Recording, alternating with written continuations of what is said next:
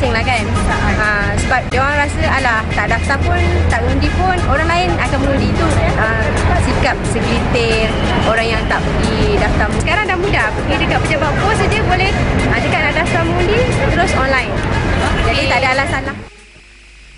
Terima kasih saudari yang menghantarkan pandangan tersebut. Kita terus kepada blog yang menulis tentang isu ini. Saya rasa antara pandangan yang menarik melalui mypandan.blogspot.com mengatakan bahawa kemelut politik negara ini menunjukkan pelbagai reaksi, pendapat dan penilaian yang berbeza. Seorang rakan mengetahui dia tidak mahu mengundi pada masa akan datang kerana kecewa perangai buruk orang politik termasuk pemimpin, tak kira kerajaan ataupun pembangkang. Apabila dapat kuasa akan berubah dengan mengutamakan diri sendiri, tidak mempedulikan rakyat dan sebagainya.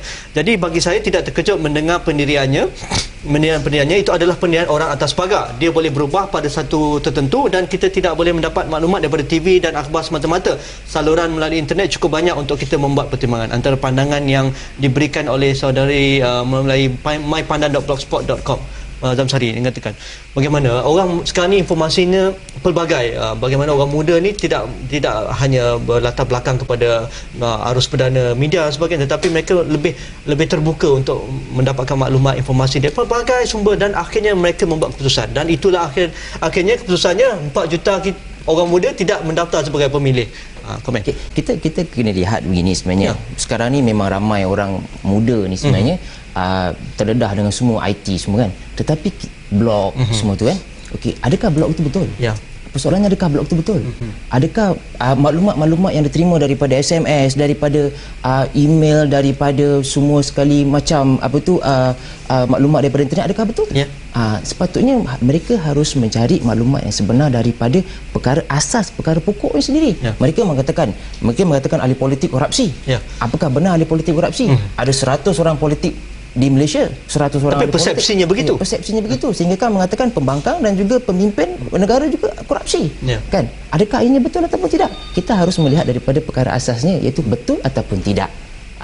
Mereka harus menilai daripada individu, bukan daripada sekumpulan seterus. Ahli politik semua korupsi. Tak boleh cakap begitu. Sekali lagi kita dengarkan pandangan melalui rakaman audio kita. Lopan, dengarkan. Fenomena tidak mahu keluar mengundi ini berlaku mungkin kerana masyarakat Melayu terutama di bandar begitu selesa. Antara faktor-faktor secara langsung atau tidak langsung, pengundi tidak melaksanakan tanggungjawab mereka ni kan. 4 juta warga muda terutama dari bangsa Melayu masih gagal dijejaki dan didaftarkan sebagai pengundi. Seperti yang diketahui umum, SPR mengambil masa agak lama dalam proses pendaftaran pemilih baru. Kadang-kadang pengundi itu diugut oleh setengah pihak agar tidak keluar mengundi. Satu lagi isu yang agak sensitif ialah nama telah digunakan oleh orang lain.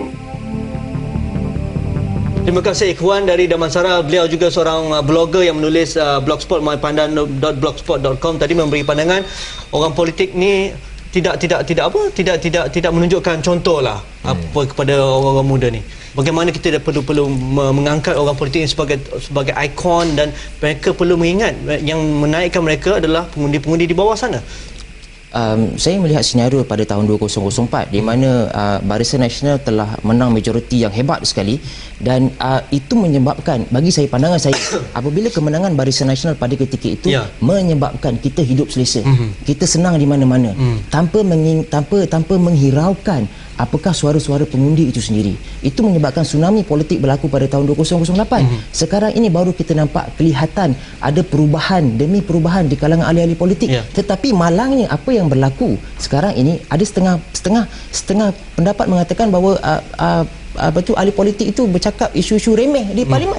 Itu betul, tak ada substan, tak ada buat penyelidikan dan sebagainya. Seperti yang Berhormat Tasik Gulugur katakan, itu pemuda UMNO celaka. Tidak harus dikatakan kan, tetapi saya cukup hormat, cukup kagum dengan beberapa orang ahli ada juga yang bagus. Ada juga, seperti yang Berhormat Datuk Razali Ibrahim Muar, seperti yang Berhormat Salihuddin Ayub daripada Pakatan Rakyat. Mereka memberikan satu hujahan-hujahan yang membina dan mampu membina satu dasar yang baik kepada kerajaan. Okey, sebelum kita menuju kepada PRU 13, dalam masa seminggu ataupun 10 hari ini, 2 bukit akan bertarung by election dan juga satu di Batang di Sarawak. Jadi bagaimana pengaruh ataupun kesan daripada pengundi muda bakal mempengaruhi keputusan pilihan raya kecil ini? Bagi saya, pandangan saya di ketiga-tiga pilihan raya kecil tu, saya merasakan bahawa akan terdapat kesan yang tinggi dalam peratusan pengundi muda yang akan keluar mengundi.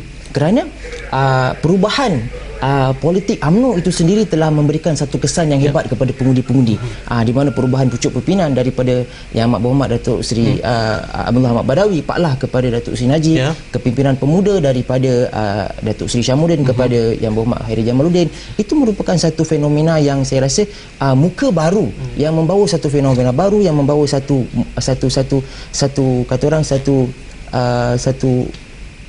pendekatan yang baru kepada pengundi-pengundi itu sendiri. Okey, kita terima juga daripada Facebook kami melalui daripada Langkah Damai mengatakan tidak merasakan proses demokrasi itu penting, tidak alami perubahan jika kerajaan tetap sama dari segi kualiti dan sikapnya, dan juga ketiganya pendidikan awal alat paling berkesan untuk mendidik rakyat dan memupuk semangat jati diri kebangsaan. Seterusnya daripada Haslina Hasan mengatakan mereka tidak kisah orang muda, mereka tidak kisah negara dan dah aman makmur pun sejak mereka dan hidup mereka dah selesa. Jadi take for granted, dan orang muda ni mengatakan bahawa pendidikan awal pun penting juga. Mungkin kita boleh elemen-elemen demokrasi, patriotisme dan menjurus kepada bagaimana kita memilih pemimpin itu diserapkan seawal mungkin dalam sistem pendidikan kita sedikit dalam 30 saat. Okay, senang saya katakan mereka yang tidak mengatakan tidak sukar mengundi korupsi ini adalah mereka golongan bijak pandai. Mereka kini ingat mereka itu adalah lahir daripada kesusahan Barisan Nasional ataupun kerajaan yang sebelum ini ataupun kerajaan sekarang ini yang telah membina mereka, dan seharusnya mereka menentukan kerajaan pada masa akan datang. Tak kiralah mereka nak mengundi Pakatan Rakyat ataupun Barisan Nasional, itu terpulang kepada mereka, itu terpulang kepada gerakan missionary daripada Barisan Nasional juga Pakatan Rakyat. Seterusnya daripada Fatah Hussein Facebook juga melalui daripada Kelantan, pengundi muda mempunyai corak pemikiran yang lain dan medium baru seperti blog, internet, SMS dan juga pelbagai Twitter dan sebagainya memainkan peranan penting untuk menarik pengundi, terutamanya pengundi muda. Jadi inilah antara peranan dan juga tanggungjawab SPR dan pemain-pemain politik misalnya melihat apa yang telah kita bincangkan, apa juga pandangan-pandangan penonton wartawan yang dihantar melalui email, fax dan juga Facebook. Jadi mungkin boleh mereka berfikirkan sesuatu. Jika anda inginkan topik-topik yang akan datang untuk berkongsi pendapat dan pandangan anda, boleh hantarkan ke blogspot kami youwattawan.blogspot.com, dan juga anda boleh menyertai komuniti You Wartawan di Facebook, cari You Wartawan. Dan topik malam besok pada malam Selasa, pemimpin dan juga media baru, sekali lagi media baru terutamanya Facebook. Bagaimana pemimpin muda, pemimpin baru ini menggunakan kelebihan yang ada pada media baru untuk engage pada penyokong mereka, pengundi mereka dan rakyat keseluruhan. Jadi kita terima kasih Zamsari. Kita jumpa lagi malam esok. Sekian, Assalamualaikum.